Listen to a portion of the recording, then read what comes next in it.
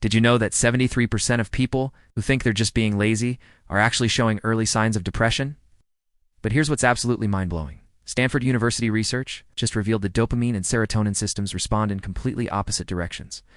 When you experience depression versus genuine laziness, what I'm about to reveal will completely revolutionize how you understand those unproductive days. Most people, including many doctors, don't realize there's a hidden neurological difference between true laziness and depression that even psychologists overlooked for decades. The most dangerous part?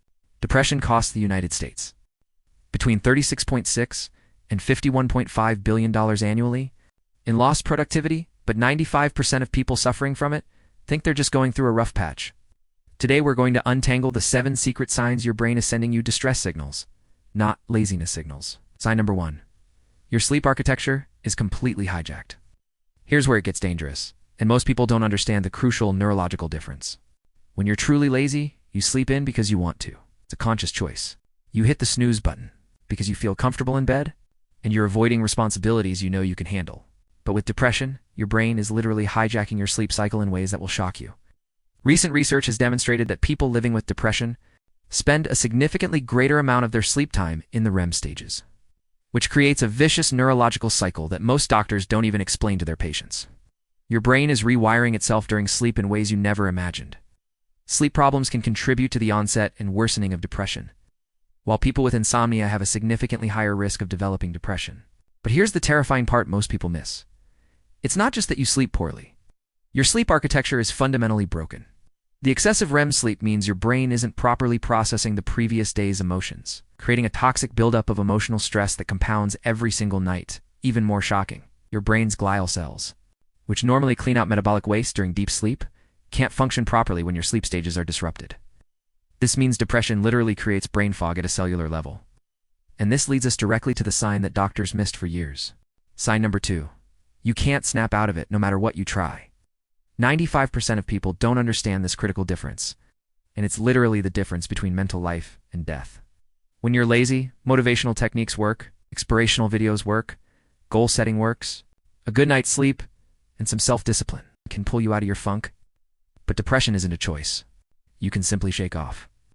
The most recent brain scanning research has identified a distinct pattern of neuronal interactions that appears to predispose some people to developing depression. Your brain chemistry is literally fighting against you. And here comes what's revolutionizing all medical understanding. After decades of study, there's no clear evidence that serotonin levels or serotonin activity are responsible for depression. According to a major review of previous research led by scientists at UCL, this means that entire chemical imbalance narrative you've been told for years is being completely reevaluated by modern neuroscience. Your depression isn't just a simple brain chemistry failure that you can fix with willpower. But wait, because what's coming will blow your mind. About how 4 major dopamine circuits, the mesolimbic, mesocortical, nigrostriatal, and thalamic tuberoinfundular pathways are all dysregulated in depression in ways that create a perfect storm of dysfunction. The mesolimbic pathway, which is key to reward processing, becomes fundamentally broken, leading to anhedonia, the complete inability to feel pleasure. This isn't just feeling down. This is your brain's reward system going offline. Even psychologists are surprised when they see this next revelation about how your body physically betrays your mind. Sign number 3. Your body physically rebels against your will. This is where everything changes, and this is the sign that even trained psychologists are shocked to witness. Laziness affects your motivation. Depression systematically attacks your entire physiological system in ways that science is only beginning to fully understand. Although depression is more often linked to a lack of serotonin, studies find that a dopamine deficiency also contributes to a down mood, particularly affecting motivation and concentration. But here's the secret that neurologists discovered. When you're depressed, your body produces stress hormones that create genuine, measurable fatigue. You're not choosing to be tired. Your adrenal system is literally exhausted from fighting an internal war you can't even see. The research shows that depression fundamentally alters your body's stress response system. Your hypothalamic pituitary adrenal axis becomes dysregulated, meaning your body is in a constant state of low-level emergency response. Imagine your smoke detector going off 24/7 at a volume just low enough that you can't consciously hear it, but high enough that it's slowly driving you insane. Depressed employees exhibit more job loss, premature retirement, on-a-job productivity loss. But here's what's truly devastating. Your immune system starts attacking your own neural pathways. Depression triggers inflammatory responses that literally damage the neurons responsible for mood regulation. Your gut microbiome, which produces 90% of your body's serotonin, becomes fundamentally altered. Your digestive system starts working against your mental health in ways that create a feedback loop of physical and emotional suffering. And this brings us to the most overlooked sign that revolutionizes everything we thought we knew about mental health. Sign number 4. Nothing brings you pleasure anymore, and it's neurological. This is where everything changes, and most people don't realize they're experiencing a literal neurological emergency. Lazy people can still get genuinely excited about their favorite movie, their favorite meal, or seeing friends. They might procrastinate on work, but they can still experience joy, anticipation, and satisfaction from pleasurable activities. But depression systematically steals your capacity for pleasure through a process scientists call anhedonia. The complete inability to feel pleasure in activities you once loved. Your brain's reward system isn't just turned down, it's practically offline. Here's the hidden neurological reason why this happens, that nobody's explained to you. Dopamine regulates reward-related behavior through the mesolimbic dopaminergic pathway. And changes in dopaminergic neurotransmission can alter responses to environmental stimuli involved in reward. But it gets worse. The nucleus accumbens, your brain's pleasure center, literally shrinks in size when you're depressed. Brain imaging studies show reduced gray matter volume. In regions responsible for processing rewards and positive emotions, your brain stops producing adequate amounts of natural opioids, endorphins, and enkephalins that create feelings of pleasure and satisfaction. It's like your internal pharmacy has gone out of business, and you're trying to function without the neurochemicals that make life worth living. Even more devastating, your prefrontal cortex, responsible for planning and future thinking, becomes disconnected from your limbic system. This means you lose the ability to anticipate pleasure from future events. You can't even imagine feeling better, because the neural pathways that create hope are literally severed. And this leads us to perhaps the most dangerous form of depression that's hiding in plain sight. Sign number 5. You're high-functioning, but dying inside. Harvard researchers have discovered something absolutely shocking that's affecting millions of people who appear completely normal on the surface. You go to work every day, you meet your obligations, you even smile and laugh with friends and family.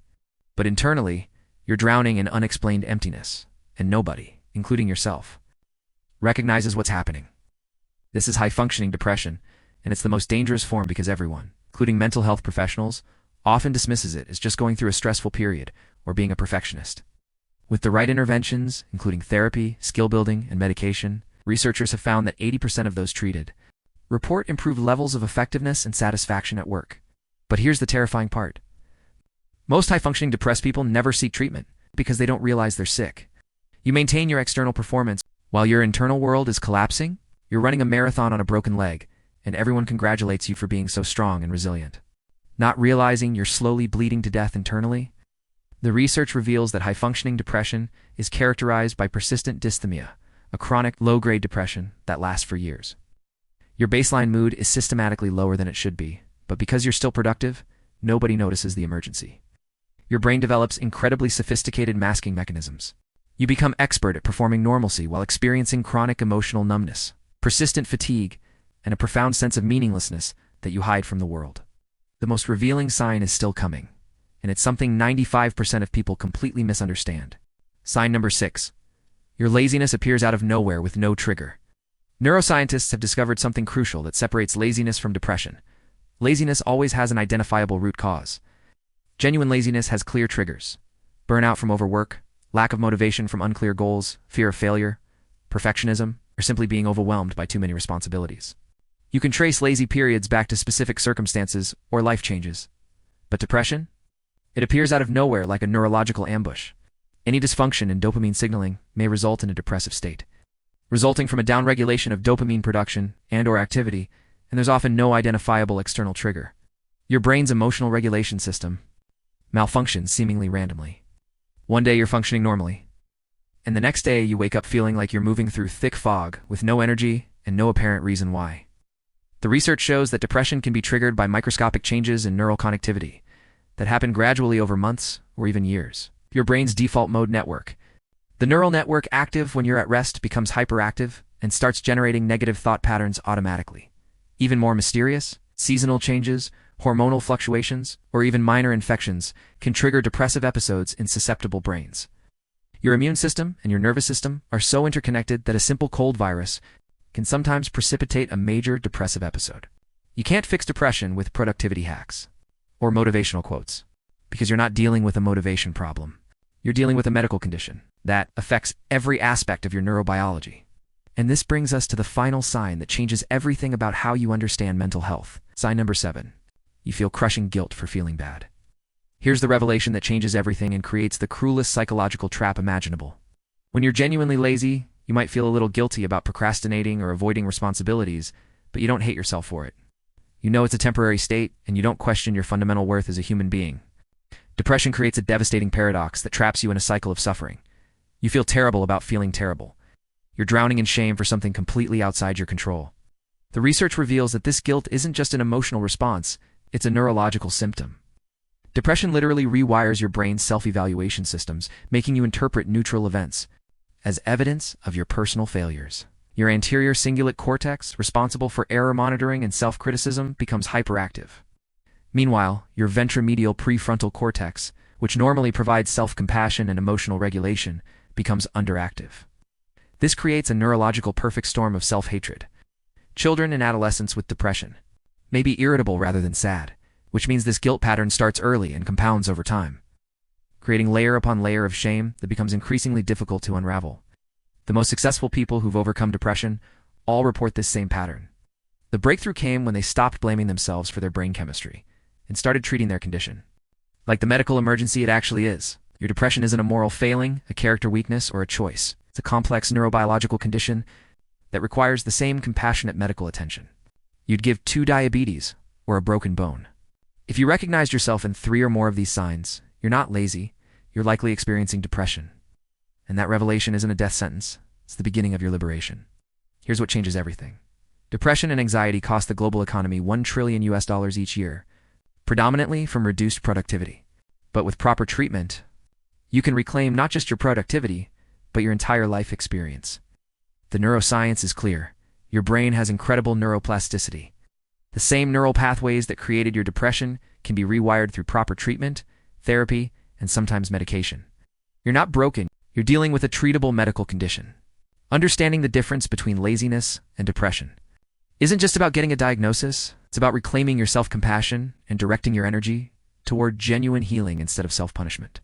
Remember, seeking help isn't weakness, it's intelligence.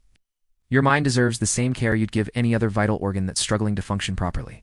Your brain is sending you distress signals, not laziness signals. Listen to those signals with compassion, not criticism. See you in the next video, where we'll keep untying those mental knots and make your brain go, "Oh, why didn't anyone explain it like this before?"